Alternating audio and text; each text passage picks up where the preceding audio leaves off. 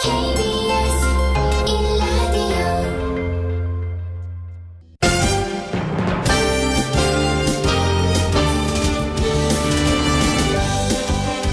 KBS 1라디오 신성원의 오늘 세계는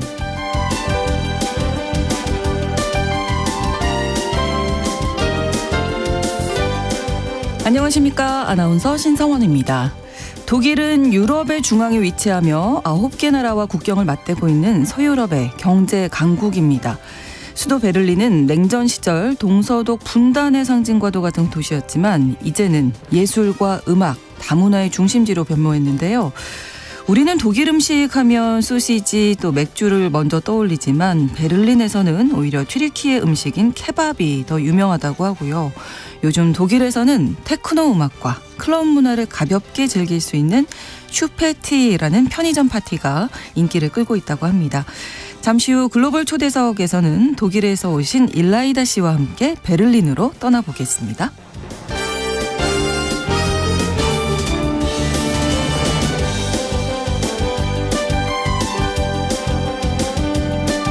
도널드 트럼프 대통령이 이란과의 2주 휴전 만료를 하루 앞두고 휴전 연장을 전격 선언했습니다. 하지만 연장 시한이 언제까지인지는 구체적으로 밝히지 않았는데요. 이 뉴스와 함께 오늘 주목할 국제사회 소식 헤드라인 뉴스와 키워드로 정리해드리겠습니다.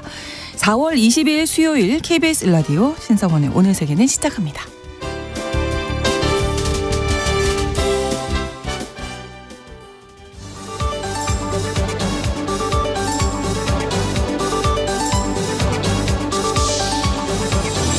오늘 세계는 헤드라인 뉴스. 트럼프 미국 대통령이 이란과의 휴전 종료 시한을 하루 앞두고 휴전을 전격 연장했습니다. 이란 정부의 심각한 분열 상태를 이유로 들었는데요. 일단 협상 여지를 열어두겠다는 의도로 분석됩니다. 다만 군사적 압박은 유지할 거라고 밝혔는데 군사적 긴장을 유지하면서도 외교적 해법을 모색하려는 의도로 해석됩니다. 이란은 미국의 휴전 연장을 인정하지 않을 것이며 이란의 국익에 따라 행동할 거라고 밝혔습니다. 강경파인 혁명수비대와 연계된 준관영 매체 타스님은 미국의 해상 봉쇄 유지는 적대 행위라면서 봉쇄가 계속되는 한 호르무즈 해협을 개방하지 않는 건 물론이고 필요할 경우 봉쇄를 무력으로 해제하겠다는 입장도 전했습니다. 우크라이나가 유럽연합의 대출 지원 결정을 하루 앞둔 21일 러시아와 동유럽을 잇는 드루즈바 송유관 복구 작업을 마쳤습니다. 앞서 1월 27일 러시아의 공격으로 우크라이나 지역의 드루즈바 송유관이 손상되면서 헝가리와 슬로바키아로 가던 러시아산 원유 공급이 차질을 빚었는데요. 이 송유관은 우크라이나를 약 1,500km 경유하고 있습니다. 오르반 헝가리 전 총리는 우크라이나가 일부러 송유관을 복구하지 않는다면서 이후에 우크라이나 900억 유로 대출 지원에 제동을 걸었는데요. 약 3개월 만에 송유관 복구가 마무리되면서 이후에 우크라이나 대출 지원도 최종 의결될 가능성이 커졌습니다. 이유는 22일 우크라이나 대출 여부를 최종 결정합니다. 미국 연방정부가 위법 판결을 받은 상호 관세 등의 징수액에 대한 환급 절차를 개시하면서 글로벌 물류기업인 UPS와 페덱스가 환급 신청을 시작했습니다. UPS와 페덱스는 세관 국경보호국으로부터 지급받은 환급금을 고객들에게 반환하겠다는 입장인데요. 한편 트럼프 대통령은 관세 환급을 신청하지 않는 기업들을 기억하겠다고 밝혔습니다. 영국에서 현재 17세 이하인 청소년은 성인이 된 뒤에도 담배를 살 수 없게 하는 법안이 통과됐습니다. 이에 따라 2009년 1월 1일 이후 출생자는 내년에 성인이 되더라도 평생 합법적으로 담배를 살 수 없는데요. 연령 제한을 어긴 판매자나 대리구매자는 200파운드, 약 39만 8천 원의 벌금을 부과받을 수 있습니다. 또 금연 지정 구역 범위도 넓어져 어린이가 탑승한 차량이나 놀이터, 학교 앞, 병원에서도 담배 및 전자담배 흡연이 금지됩니다.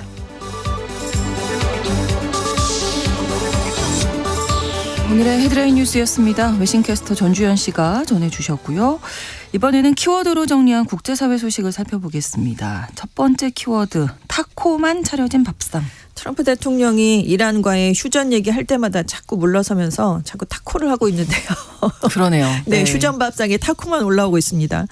2주 휴전 만료를 하루 앞둔 21일에 휴전 연장을 전격 선언했는데요. 다만 이번에는 연장 시한을 언제까지다라고 구체적으로 제시하지 않았습니다. 네. 그냥 이란이 통일된 협상안을 내놓고 논의가 종결될 때까지로만 표현을 했는데요. 이런 얘기를 트루스 소셜에 올린 성명에 담았습니다. 이란 정부가 예상대로 심각하게 분열돼 있다는 사실과 파키스탄의 무니르 군 총사령관 및 샤리프 총리의 요청에 따라서 이란 지도부와 협상단이 통일된 제안을 마련할 때까지 이란 공격을 중단해달라는 요청을 받았다. 그래서 휴전을 연장하겠다 이렇게 얘기를 한 겁니다. 네. 그래서 이란과의 2주 휴전이 미국 동부 시간 기준으로 22일 저녁까지라면서 하루 더 연장을 했었는데 이게 합의에 응하지 않으면 공격을 재개할 거다라고 했지만 결국 또 만료 시점이 다가오니까 기한을 못 박지 않고 또 연장을 한 건데요. 네. 사실 이제 정권 교체로 이란의 새로운 지도부와 협상을 하고 있다라고 트럼프 대통령이 주장을 해왔는데 이제 이란 군부와 협상단 간에 이견이 있다라면서 내가 휴전을 연장하는 건 정당하다라는 명분을 내세운 셈입니다. 그러니까 지금 이란과의 협상이 진행되고 어떤 식으로든 결과가 나올 때까지 휴전이 유지된다는 의미로도 지금 해석이 되거든요. 기한이 설정이 안 됐으니까요. 그렇죠.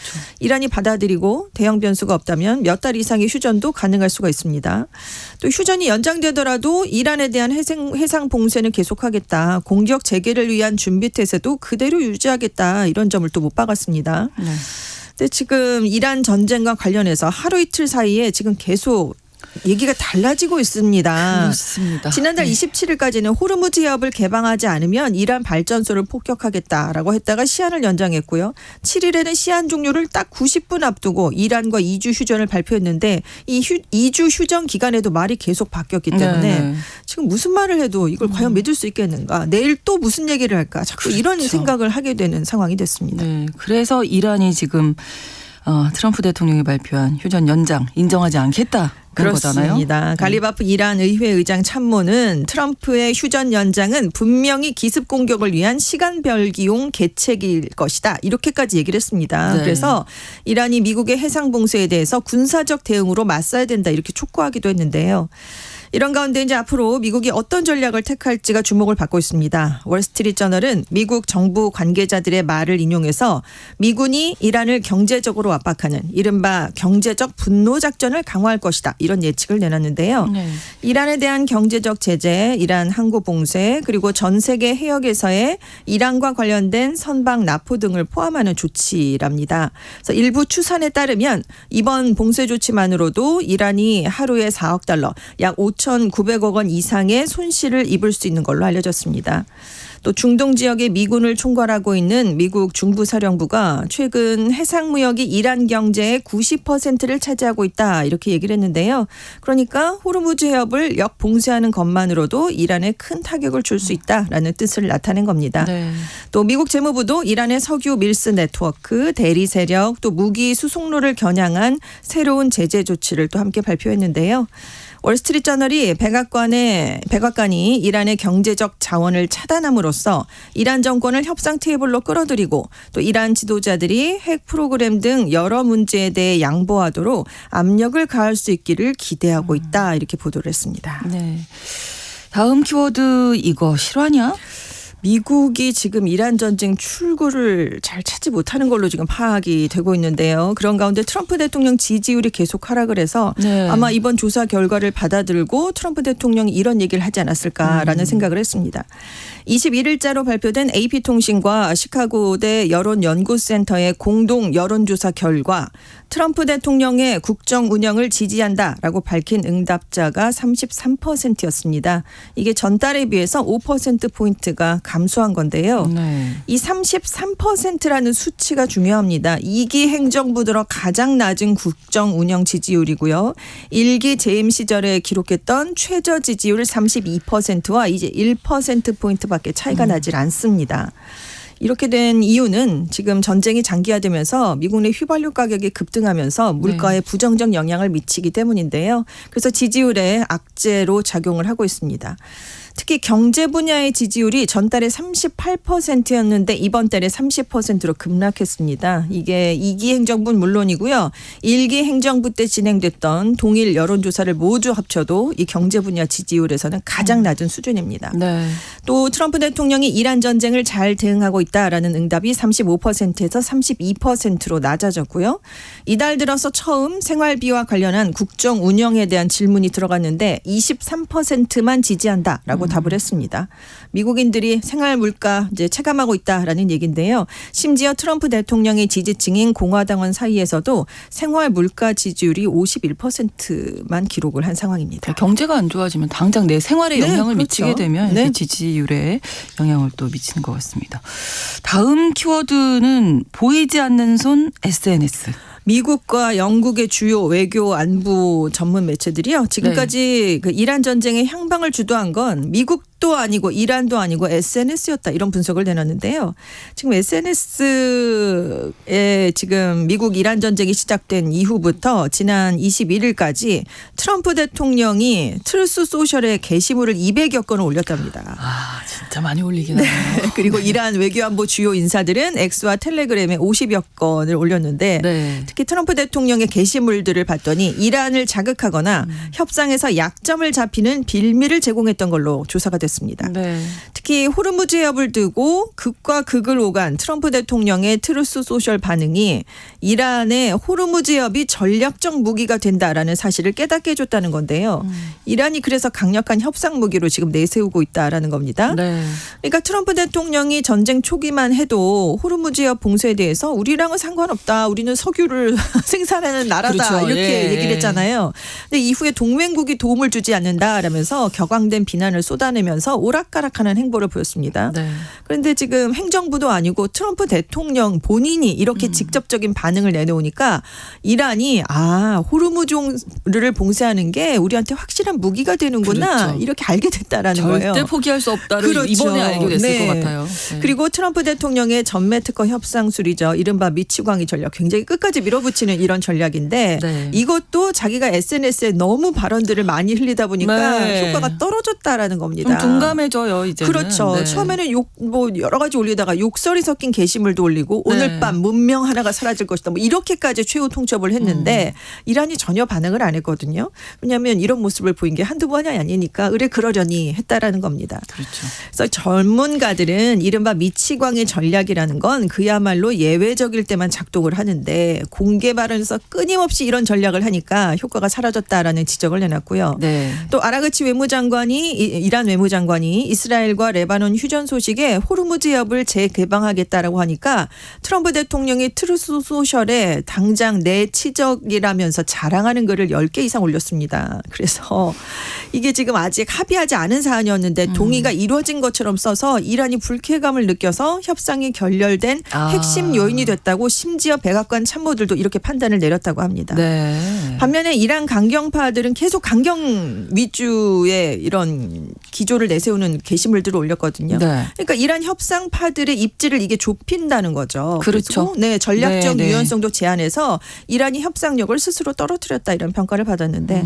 아무튼 CNN은 지금 양측이 서로 승리했다라는 걸 주장하면서 체면을 깎이려 하지 않고 있는데 SNS에서 협상 과정을 떠벌리고 윽박지르는 방식은 성과로 이어지진 않는다라고 비판했습니다. 뭔가 강약 조절이 좀 있어야 되는데 네. 강대 강으로 무조건 맞붙으니까 지금 해결 네. 기미가 보이지 않고요. 소치를 물밑에서 좀 하고 그렇죠. 이 지도자들은 막판에 나타나서 합의를 하는 건데요. 네, 이렇게 너무 많이 나타났습니다. 네, 그렇습니다. 네.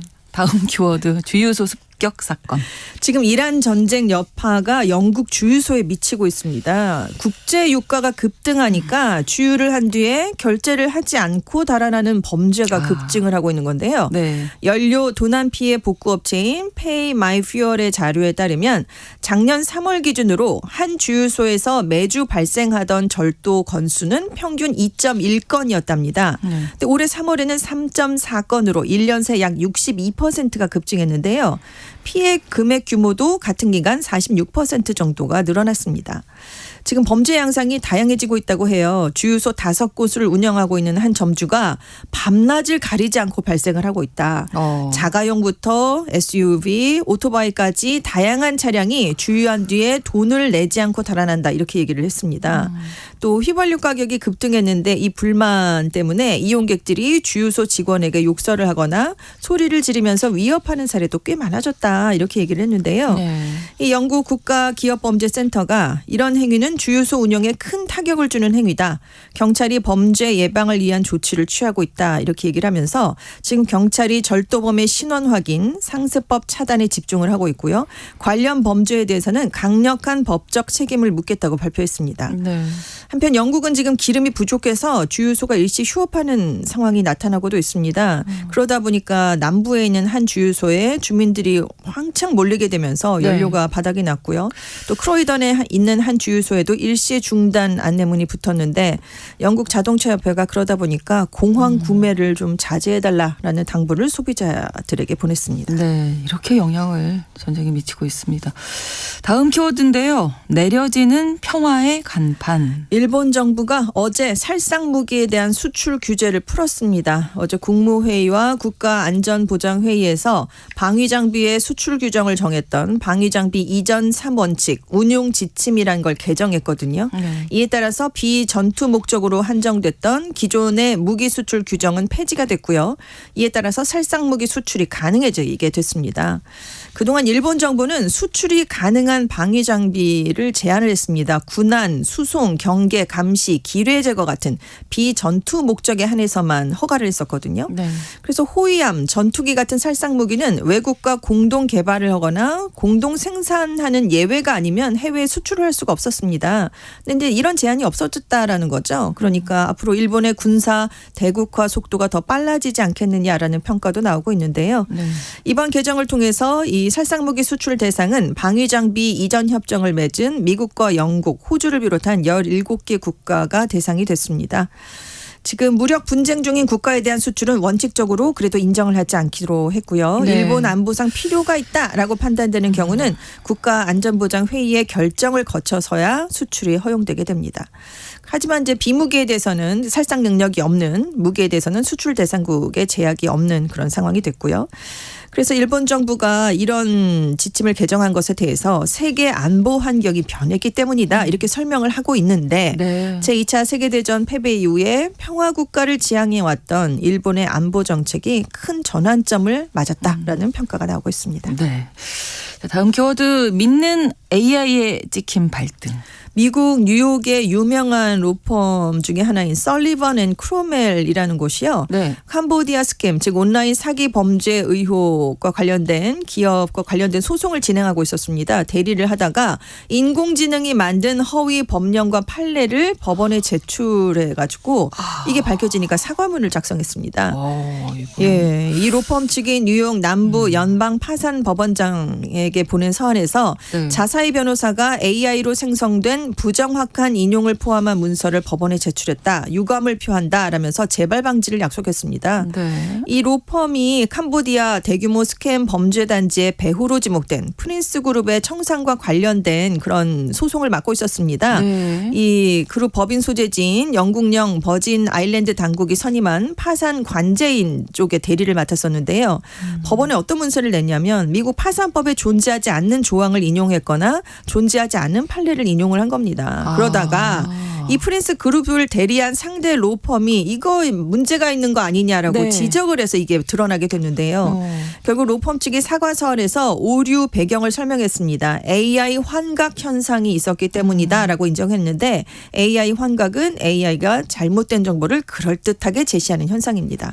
이걸 꼼꼼하게 검증하지 않고 그대로 담아서 그러니까요. 그게 지금 문제죠. 법원에 냈다는 게 문제인데요. 네. 사실 이 그의 변호사가 AI 환각 현상으로 생성된 허위 법령과 판례를 제출한 사례는 국내외에서 지금 적지 않게 보고되고 있긴 합니다.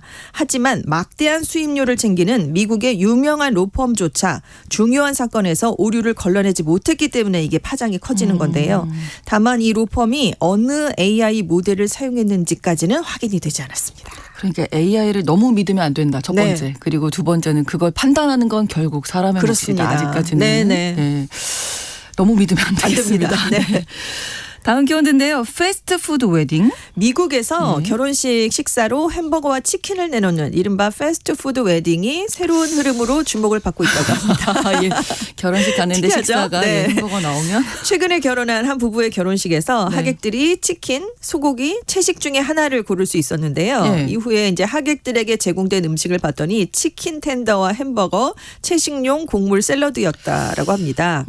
신부가 평소에도 이런 메뉴를 즐겨 찾았대요.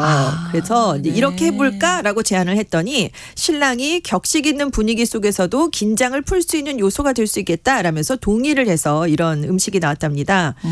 뉴욕의 한 케이터링 업체 관계자도 감자튀김을 전통적인 컵에 담거나 햄버거를 은쟁반에 올리는 등 클래식한 연출과 대중적인 음식을 결합하려는 수요가 늘고 있다 이렇게 설명을 했는데요. 전문가들은 이런 변화를 개인화된 결혼식 흐름이라고 보고 있습니다. 그래서 요즘 예식은 정형화된 형식보다 신랑 신부의 개성과 취향을 드러내는 방향으로 바뀌고 있는데 음식이 이런 변화를 가장 잘 보여주는 요소로 꼽힌다는 거죠. 네. 그래서 지금 한 15% 정도의 웨딩 커플이 자신의 문화나 배경과 관련된 음식을 결혼식에 포함시킨 것으로 조사가 됐는데요. 네. 전문가들은 패스트푸드라도 어떻게 연출하느냐에 따라서 충분히 특별한 결혼식 음식이 될 수 있다. 이런 분석을 내놓고 있습니다. 괜찮을까요? 괜찮으세요? 아니 돈을 저는- 얼마 냈느냐에 따라서 아. 네, 축의금에 달려 있을 것 같습니다. 음식은 조금 패스트푸드에 맞게. 그러게요. 네. 저는 아직은 네. 좀 이게 그러게요. 예, 장벽이 좀 네, 있는 네. 걸로 느껴집니다만은 여러분은 또 어떻게 생각하실지 미국 얘기입니다. 예, 궁금하긴 합니다. 갈비탕 나와야 되는 거 아닌가요? 그렇죠. 예. 헤드라인 뉴스와 키워드 외신캐스터 전주현 씨와 함께했습니다. 고맙습니다. 네, 감사합니다. KBS 라디오 신성원의 오늘 세계는 1부 마무리하겠습니다. 11시 30분부터 일부 지역에서는 해당 지역 방송 보내드립니다. 존 보든의 How Long Will I Love You 함께 듣겠습니다.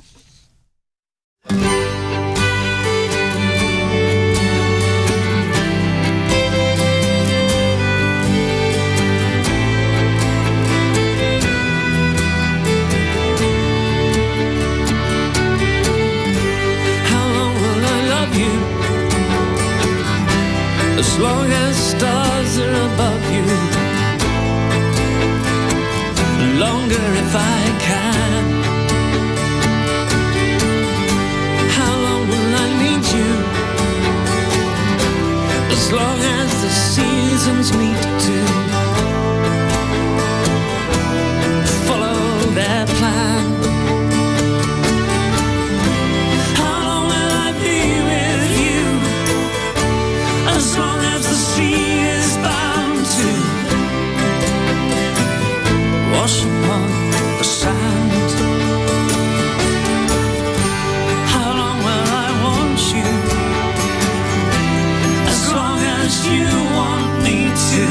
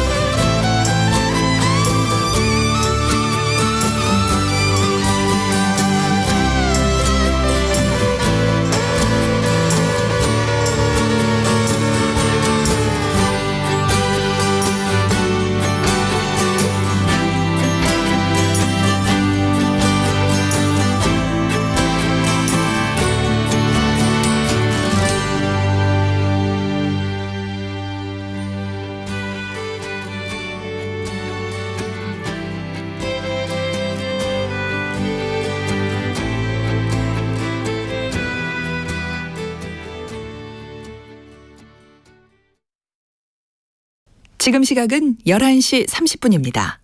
KBS Ladies and gentlemen.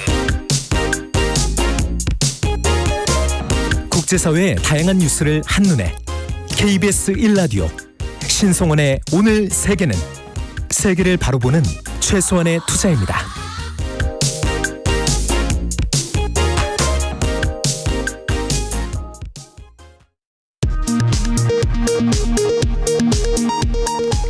이 시각 라디오 정보센터 뉴스입니다. 인도에 이어 베트남 국빈 방문에 나선 이재명 대통령이 오늘 또럼 당 서기장 겸 국가주석과 정상회담을 갖습니다. 원전 등 에너지 협력 심화와 교역 확대 방안이 논의될 전망입니다. 이란이 미국과의 2차 종전 협상에 불참하겠다고 통보하자 트럼프 미 대통령은 휴전을 연장하고 해협 봉쇄는 지속하겠다고 밝혔습니다. 불확실성이 커지며 뉴욕 증시는 하락했고 국제유가는 급등했습니다.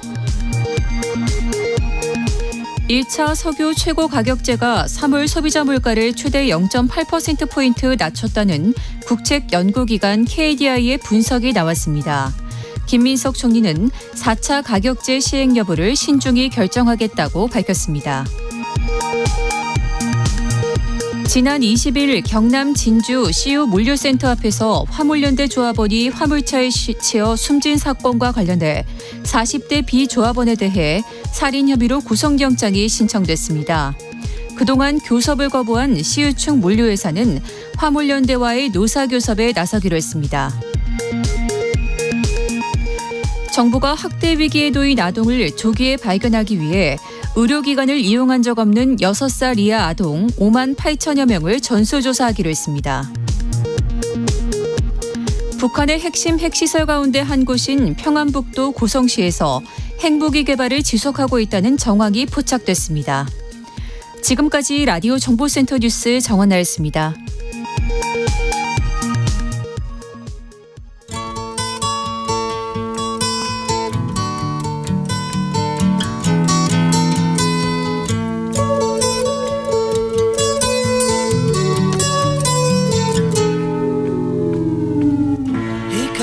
한국에 살고 있는 글로벌 이웃과 함께 지구촌에 대한 이해를 쌓아가는 시간 글로벌 초대석입니다.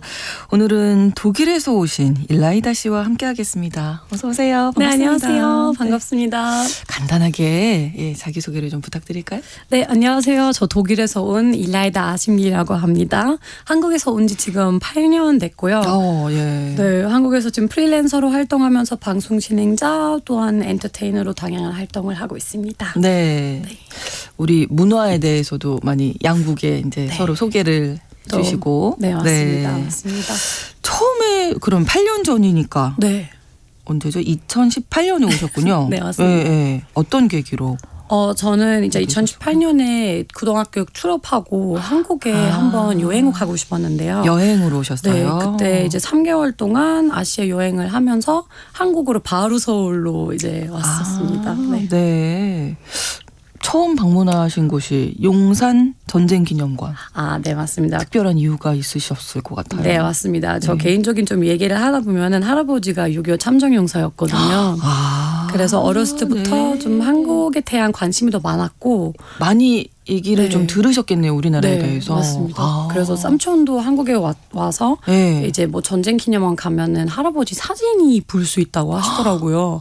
그래서 한국에 꼭 가서 할아버지가 왜 거기 있는지 좀 살펴보고 싶어서 그때 이제 바로 도착하자마자 첫날 여행지역 쪽에 이제 용산 전쟁기념관 방문했습니다. 어떻게 좀 찾으실 수 있으셨나요? 네, 찾았습니다. 네. 정말요? 네네네네네. 그때 느낌? 기분이 어떠셨을까요? 그때 이제 할아버지 사진을 이제 보다 보면은 이거 저 할아버지라고 제가 관객들이 거기 딱 마침 그렇죠. 서주고 이제 이제 할아버지라고 얘기하니까 갑자기 다들 악수를 하면서 감사하다고 할아버지 참전용사였는지 네네네. 되게 저는 이제 20대인데 제가 하는 거 아니라 후손인데 할아버지들이 그래도 되게 자랑스럽고 감동을 많이 받았었거든요. 네. 정말 너무 감사. 드리네요. 저도 그때 약간 네. 그런 거 있는지 몰랐는데 이제 할아버지가 옛날에 정이 한국 사람들이 정이 많다는 말씀을 많이 들었는데 네. 막상 이제 20대 와서 저까지를 챙겨주는 거 보다 보니까 네네. 이거 할아버지가 생각했던 정이 아닐까 싶어서 딱 첫날 여행 첫날에서 느껴서 예. 여행이 아주 좋게 시작했습니다. 예. 근데 독일이 사실은 한국 전쟁 한창 중일 때는 파병은 하지 않은 걸로 알고 있어요. 네, 나중에 맞습니다. 이제 의료진 종전 후에 네. 의료 지원을 한 걸로 알고 있는데 어떻게 군인으로 참전을 하셨는지가 또 궁금하네요. 네, 이거 서프라이즈로 하면 할아버지가 튀르키예 참전 용사였거든요. 이제 제가 튀르키예계 독일이다 보니까 할아버지가 네네. 튀르키예 분이었지만 이제 네. 독일 국적이 가져다 보니까 독일에는 이제 방역을 안 했지만 네. 이제 아까 말씀하신 것처럼 의료 지원국으로 맞아요. 2018년에 인정을 되었거든요. 네네. 그거 아직 얼마 안 됐지만 이제 그때부터 독일도 이제 병원들 만들고 이제 간호사나 이제 그렇죠. 네, 이렇게 의사들 많이 한국으로 보내는 걸로 알고 있습니다. 네. 그럼 할아버지께서 얘기해 주셨던 한국에 대한 생각이 있으셨고 네, 맞습니다. 2018년 8년 전에 이제 오셨을 때 네. 그 느낌이 좀 다르던가요? 어떻던가요? 할아버지가 2002년에 또 한 번 재방문을 했었더라고요. 네네. 그래서 재방문을 했을 때 한국이 얼마나 발전하는지를 얘기를 많이 했었는데 제가 그때 10대여서 주고 네. 사실 어떤 이야기를 하는지 느껴볼 수는 없었어요. 그냥 들어보고 전혀 낯선 곳이니까 그쵸. 와닿지 않으셨던 네. 거죠. 네. 네, 그래서 가본 적이 없고, 근데 한국이 많이 발전했다. 근데 원래 한국이 어떠는지, 어떻게 발전인지 저는 이해를 못했지만, 2018년에 와서 역사 공부도 하면서, 네. 이제 한국이 1950년대 이제 모습이랑 이제 지금 비교하면 너무 다르죠. 네. 그래서 그런 것들 보면서 이제 네. 할아버지가 이야기하셨던 것들도 직접 제 눈으로 볼 때는 좀 느껴질 수 있었고요. 네. 또한 할아버지가 항상 하시는 말 중에 한국이 형제 나라다라는 말이 있거든요. 맞아요. 튀르키예와 한국은 형제의 나라다. 네. 저희 월드컵 때도 얘기 정말 많이 했었거든요. 그때 할아버지가 2002년 때 2002년 있었어요. 월드컵. 여기도 예. 한국에. 예. 네, 직접 와서 이제 그때 느껴졌는데 3, 4위전을 했었나 맞습니다. 그랬는데요. 맞습니다. 네네네. 누가 올라온지 모르겠지만 독일한테 지고 또 튀르키예랑 3, 4위전 했는데 저희가 이제 4위를 했던 기억이 나네요. 저는 그때 아직 애기여서 기억난 기억이 잘 없지만 전 정확할 거예요 아마. 네. 그래서 형제나라는 것도 많이 느껴서 약간 맞아요. 문화가 비슷하는 것도 네, 느껴지고 네, 네. 할아버지 그런 말들인 것 같은 거 느꼈습니다. 그게 좀 이제 느끼시는군요. 참전용사의 후손이신데 손녀분이 이제 한국에서 네. 지금 생활을 하고 계시고. 네, 맞습니다. 이제 이렇게 정말 좋은 인연이 되었죠. 우리나라와 특별한 인연이 있으신 건 분명한 것 같아요. 저도 그런 것 같아요. 저도 약간 여동생이나 오빠도 있는데 네. 다 독일에 계시거든요. 근데 그 3명 중에서 네. 약간 제가 한국에 와서 이렇게 인연이 깊어진 줄은 저도 사실 10대는 몰랐는데 네. 우리 3명 다 똑같은 할아버지 이야기를 들으면서 그 중에서 제가 뭔가 좀 선택되는 느낌인 것 같아요. 그렇군요. 네. 네. 네. 할아버지가 튀르키예 출신이시고 네. 이제 부모님이 그러면 튀르키예에 계시다가 네, 독일로 맞습니다. 이민을 가신 네, 맞습니다. 거잖아요. 이제 아버지께서는 첫 아들다 보니까 네. 이제 20대 초반에 유학생으로 독일로 대학교를 그러셨군요. 이제 공부하려고 가다 보니까 네. 어머니랑 만나서 이렇게 인연이 돼서 결혼하게 되고 2세 애들이 여기서 태어나는 거죠. 그래서 어떻게 보면 튀르키예 교포라고 해야 되나요? 한국에서 그러네요. 교포 네, 느낌? 네, 네. 이제 교포죠. 네, 독일에 태어난 교포. 어떤 인터뷰 보니까 일라제 씨가 네. 독일인도 아니고 나는 네. 튀르키예인도 아니다 이렇게 말씀을 하신 적이 있으시더라고요. 네, 맞습니다. 저 약간 정세종 훈련이 좀 있는 것 같은데요. 정체성 관련해서 네. 이거 아마 이제 뭐 2세들이 좀 많이 이해하실 것 같은 내용인데 네. 어디 나라든 똑같을 것 같은데 이제 그럼요. 네. 부모님 나라가 다르지만 또 태어나는 나라가 다르다 보니까 뭔가 문화랑 뭐 국가도 다 두 개도 다 돌아가고 있는데 네. 저는 그래서 항상 하는 말이 전 튀르키예 독일인이다. 네. 아니면은 저는 그냥 세계 사람이다. 요즘 왜냐면은 이제 국가로 말하는 것보다는 저도 오래 한국에도 살아다 보니까 예. 좀 한국스럽게 이제는 활동하는 약간 분들도 한국 있고요. 튀르키예계 독일계 한국인 뭐 이렇게 되는 건가요? 네, 그래서 그냥 세계 사람이다. 그치 약간 어디 나라 그러네요. 사람이다 보는 것보다는 네. 저는 여러 가지 나라를 또 가보고 살아보다 보니까 좀 어느 나라에 조금씩 그 특징들을 네, 가져가지 네. 않을까 싶어서 네. 세계적인 글로벌하자라는 말로 그렇게 바뀌었습니다. 멋진데요. 네.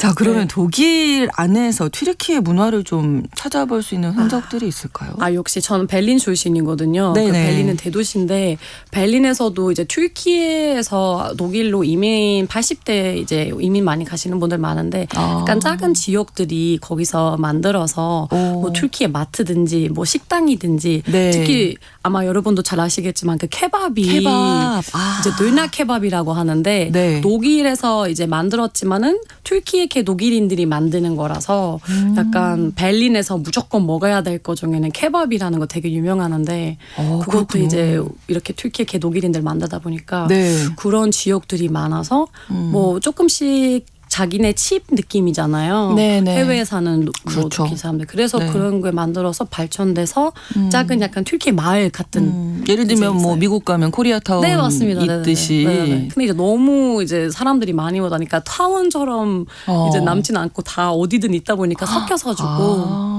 이제 어디 가든 약간 좀 편의점처럼 케밥샵이 편의점마다 있는 느낌이에요. 그렇군요. 네네네. 튀르키예 3대 도시가 그래서 이스탄불, 앙카라, 베를린 그만큼 많이들 가신다는. 맞습니다. 그러니까 튀르키예 외부에서는 독일에서 제일 많은 인구가 튀르키예 분들 인구가 독일이거든요. 그렇군요. 네네네. 이제 그 중에서 우리 부모님도 한족이고 이제 네. 저처럼도 2세로 태어나는 분들도 많아요. 그러면 예를 들면 뭐 한국 사람이면 빨리빨리 뭐 네. 대부분 말씀 많이 하시고 네네네네네네. 뭐 한해 정서 이런 얘기 많이 하시는데 독일은 뭐 이런 거다.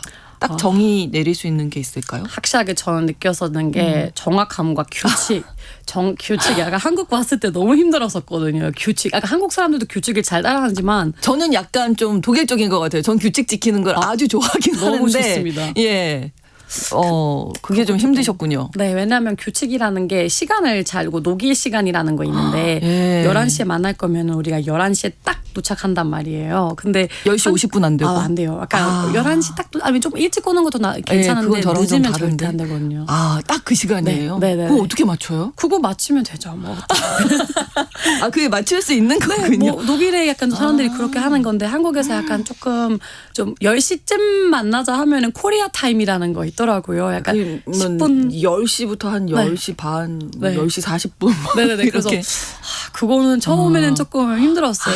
저만 11시에 도착하는데 친구들이 아직 뭐 10분쯤이나 15분 후에 그냥 여유롭게 오는 거 느껴지는데 그렇죠. 저만 약간 시간을 잘 못 봤나? 우리 11시라고 괜히 말하는데 그래서 예. 빨리빨리 문화처럼 우리도 규칙이 있습니다. 그러네요. 정확해야 된다. 네. 독일 사람들은 규칙을 정확히 지켜야 했습니다. 된다. 확실하게. 네. 네.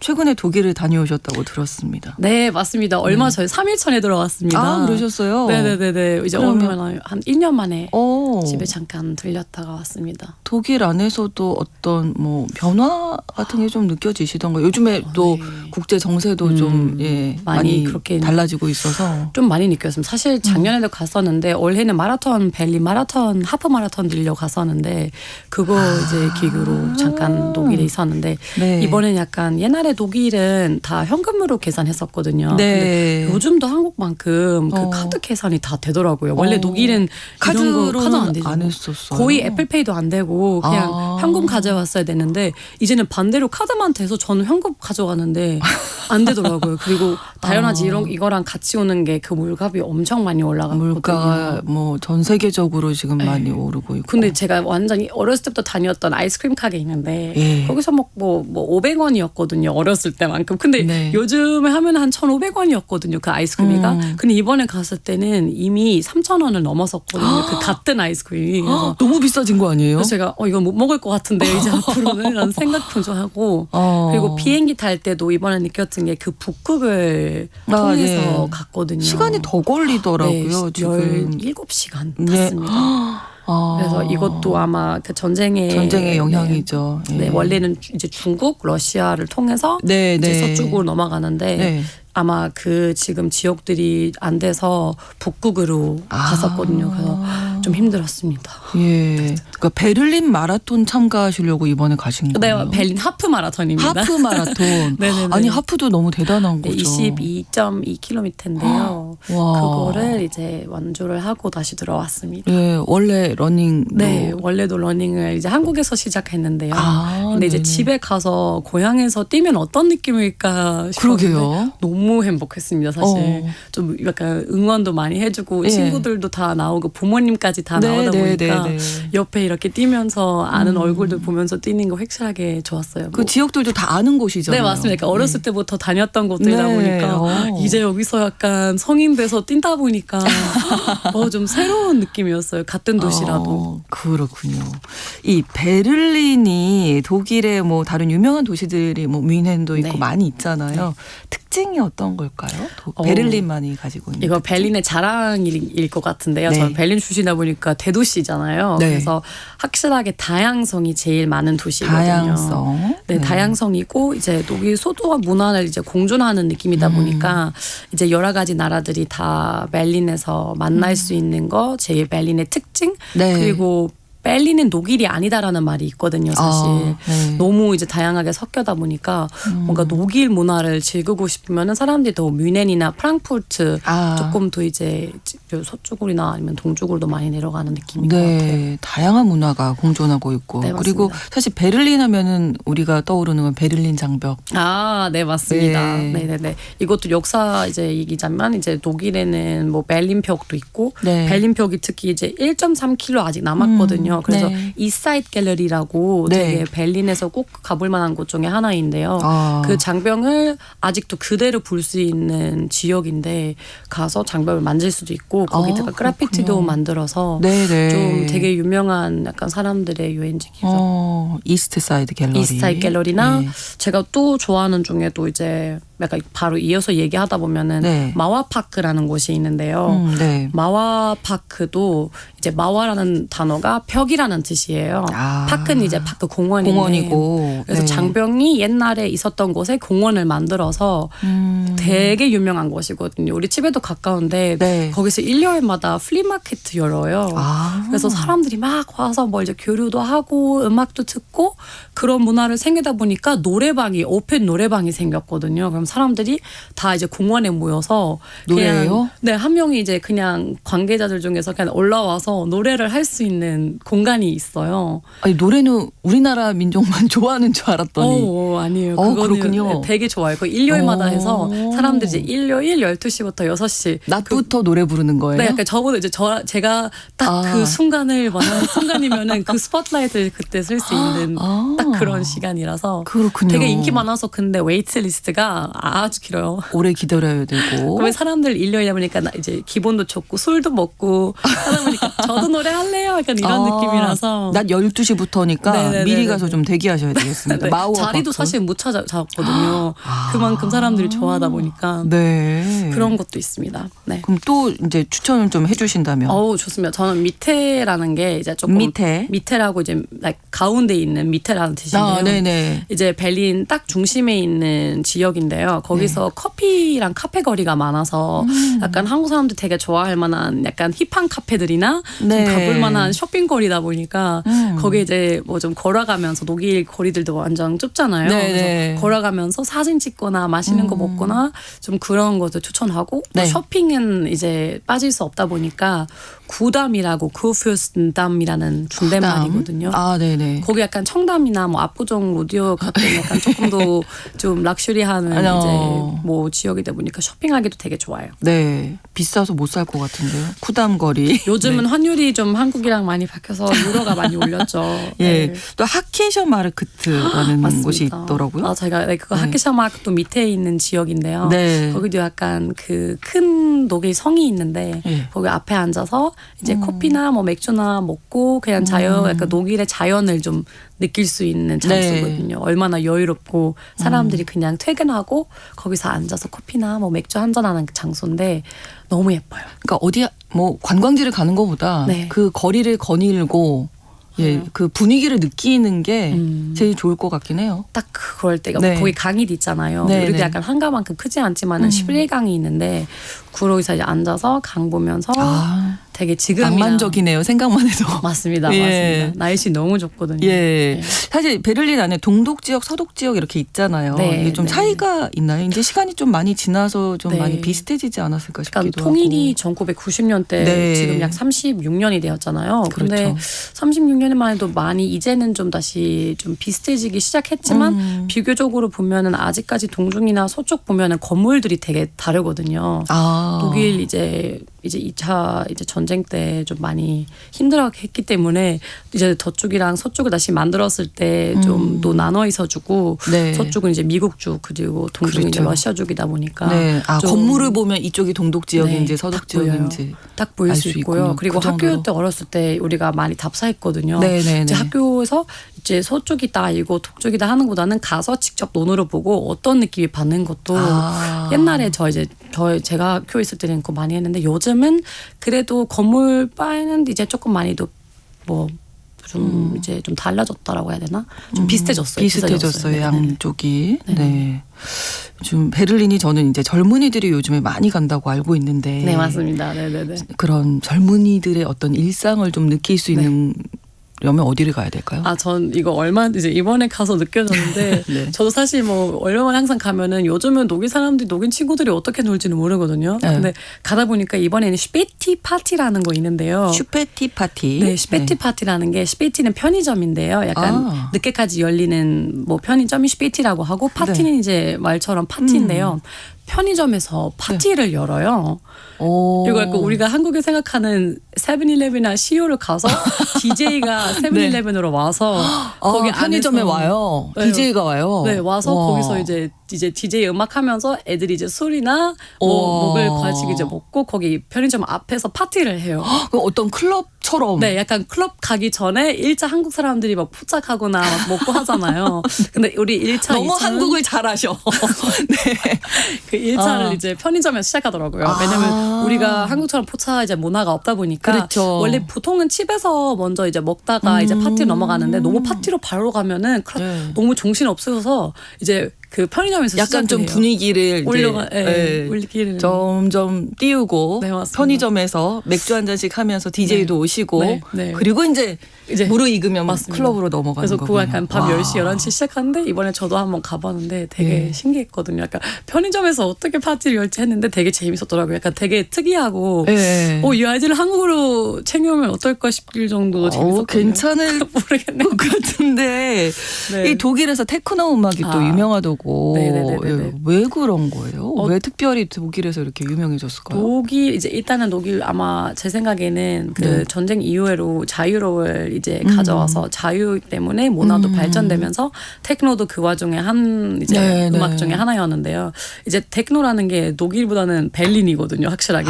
독일이 아니라 베를린이군요. 베를린에 네. 약간 테크노 씬은 무조건 독일보다는 베를린에 유명하는데 네. 이제 많은 세계적인 사람들도 그걸 네. 느끼려고 베를린까지 오거든요. 그래서 특히 유명한 분이 한국 분이신데 네, 패기구라는 패기구. 네 맞습니다. 그러시구나. 오면서도 지금 간판에도 많이 얼굴을 많이 보거든요. 이분도 되게 베를린에 사시지만 한국 출신이지만 네, 똑같이 네. 이제 한국계 독일이죠. 그렇죠. 네.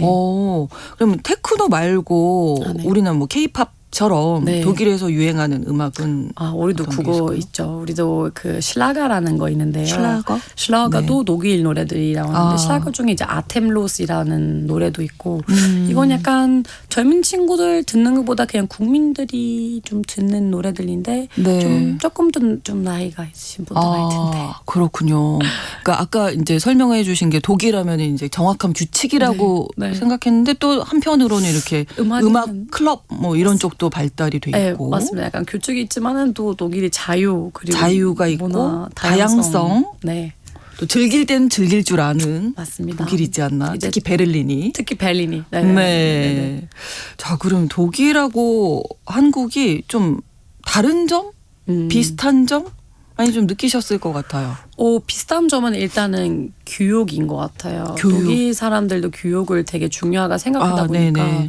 교육을 좀 중심으로 이제 많은 활동들을 하고 있고요. 한국만큼은 아니지만. 네네. 근데 다른 것은 확실하게 이번에 다시 돌아올 때 좀 힘들었다는 거 해야 되나요? 그 CCTV가 어디든 있잖아요. 네. 근데 독일에는 CCTV가 없어요. 없고. 근데 그건 약간 제가 힘든 거 하는 것보다는 독일에 있을 때 CCTV가 없다 보니까 저 친구가 되게 비싼 차 있었거든요, 이번에. 네. 근데 이제 주차장에서 자기 집 주차장에서 이거 주차해도 아침에 일어났다 보니까 네. 차에 모든 것들을 훔쳐가는 상황이 있었거든요. 근데 그 한국말로 이거 어떻게 하는지 모르겠는데 그 차에 레이더 4개 있는데 네. 그거 다 가져갔어요. 그러니까 되게 비싼 차라서. 블랙박스 같은 거 블랙박스는 근데 없어요, 우리가. 없죠. 없어요. 그래서 없어서 어떻게 해요? 못 찾는 거예요? 그러니까 경찰한테 신고해도 어쩔 수 없다고 CCTV도 하시더라고요. 없으니까. 그건 약간 증거가 없잖아요. 증거가 없고 그리고 CCTV가 설치 못하는 이유가 그 사람들의 얼굴이 나오는 그 이제 이게 그 또 금지, 개인정보. 네, 개인정보 금지자니까. 와. 그래서 또 어떻게 하면 되는데 근데 경찰이 이거 법이 없다고. 너무 안타깝네요. 그래서 이제 2번이나 그 어. 비싼 차를 훔쳐가는 선고가 있었고 이게 장단점이 좀 있기는 하네요. 그런 거 좀 있고 근데 한국에도 플라스틱이 좀 많잖아요. 예. 그거야 이번에도 재활용. 지금 얼마 안 되는데 네. 벌써 집에 쓰레기 너무 많아요. 3일만 밖에 됐는데 벌써 쓰레기를 버려야 되는 지금 시기가 2-3번이나 있었거든요. 근데 독일에는 이제 뭐 그렇게 많이 그 이제 네. 플라스틱을 쓰지 않다 보니까 이제 조금 이거 좀 인식이 좀 다르더라고요. 확실하게. 그렇군요. 요즘 독일 젊은이들의 고민은 뭘까요? 이거는 저는 독일보다는 그냥 세계 젊은들의 고민이라고 할 것 같은데 저도 마찬가지만 이제 경제죠. 경제적인 네네. 문제도 있지만 일자리 뭐, 네. AI도 많이 AI, 발전되니까 그렇죠. 네. 우리가 어떤 일을 해야 될지도 생각 많이 하고 또한 이제 집을 어떻게 살지 이거 한국뿐만 아니라 어디 가든 그 집값이 너무 비싸죠. 많이 올라갔어요. 특히 대도시는. 네, 그래서 우리가 이거는 부모님 시대만큼 그때는 샀어야 되나요? 그때 우리가 어렸을 때인데 어떻게 사요? 그래서 이제 집값도 많이 올려서 어떻게 이제 집을 살 수 있는지 네. 어떤 일을 했을 수 있는지 그리고 미래가 어떻게 발전될지 계속 지켜보고 있는 특히 2026년이 좀 그렇군요. 많은 일들이 생긴 일이다 보니까 네. 좀 불안정을 좀 많이 느끼는 것 같아요. 그래도 한국에서 꼭 이루고 싶은 꿈이 있으시다면 마지막으로. 네, 저는 마지막으로는 일단 지금은 제가 취직을 얼마 전에 네. 했었거든요. 네. 그래서 5월부터 이제 출근하게 될 건데요. 네. 그래서 조금 더 그 한국 직장을 좀 더 잘 알게 되고 알겠습니다. 좀 더 좋은 일을 하면 좋을 것 같습니다. 앞으로의 활동도 응원하겠습니다. 오늘 고맙습니다. 감사합니다. 네. 일라디아 씨와 함께 글로벌 초대석 꾸며드렸습니다. KBS 일라디오 신성원의 오늘 세계는 내일 오전 11시 5분에 다시 인사드리겠습니다. 고맙습니다.